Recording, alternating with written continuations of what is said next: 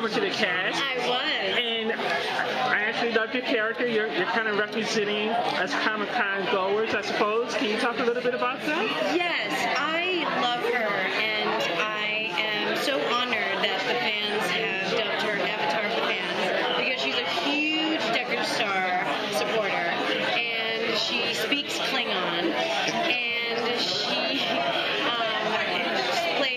references three-dimensional chess, and I could not be happier, because I love Comic-Con. I've come here for years before it was like cool and mainstream, and I could not be happier to represent not only a woman in science and a woman of faith, but a woman who isn't defined by a romantic relationship, and is goofy, silly, funny, and is almost like the eyes to the viewer. So I feel really excited. I love her. She also is a woman of faith. I mean, she's not just the geek on the cast. She's the woman who has profound faith.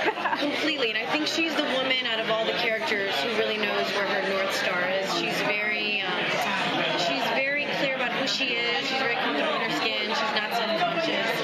And I think it's really great to see a woman like that who, is so clear in her faith, but not preachy, and can love science as much as love faith, even though she knows the Bible. I think that she's so not judgmental. So a lot of these other characters have so much baggage, daddy issues, mommy issues, ex-boyfriend issues, single parenting issues. And Ella is so open and so optimistic and so trusting that humans are good, that I see her almost as an angel. I think that she brings a light into this dark underworld of she's also mingling with some of the greatest entities, supernatural entities amongst her faith. Yes, so that's actually going to be explored more in season 3. Ella will, I just did my first scene with the Menadale last night, actually, so I literally wrapped at midnight last night. Wow. And I'm going on 1 hour sleep, so don't judge if things are looking a little janky. But it was so lovely to have a woman of faith have a scene with an angel.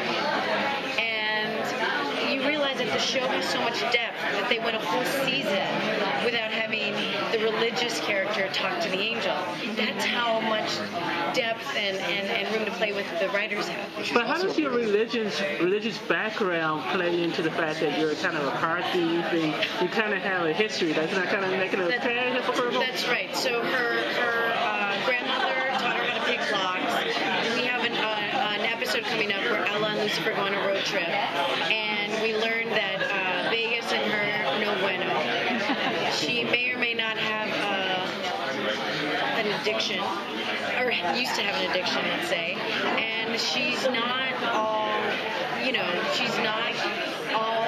one color palette. And I think what we're going to explore in this season is how did she go from being in Detroit, growing up in Detroit, humble beginnings with poverty. So we reference that in the next season. You know, she comes from poverty. She has 4 brothers. She obviously has a brother who already met who is a criminal. And so how did she go from growing up in Detroit and learning how to pick locks and used to steal cars to being a woman of faith? And that's what season 3 is going to explore. She's also really, really fun. Thank you.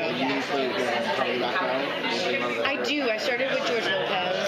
I'm from Chicago, so I did a bunch of theater in Chicago. I think theater is the best training for any actor, because I always say film is a director's medium, TV is a writer's medium, and theater is an actor's medium. So to me, it's the best training one can have. And I love that they write to her funny.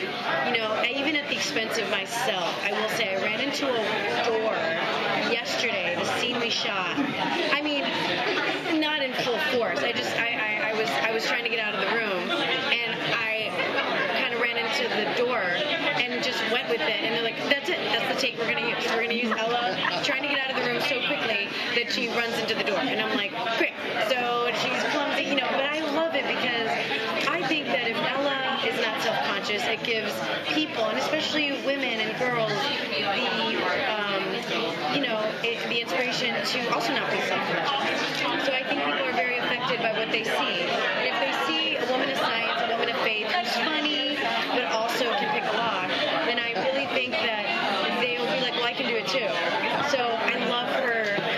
humor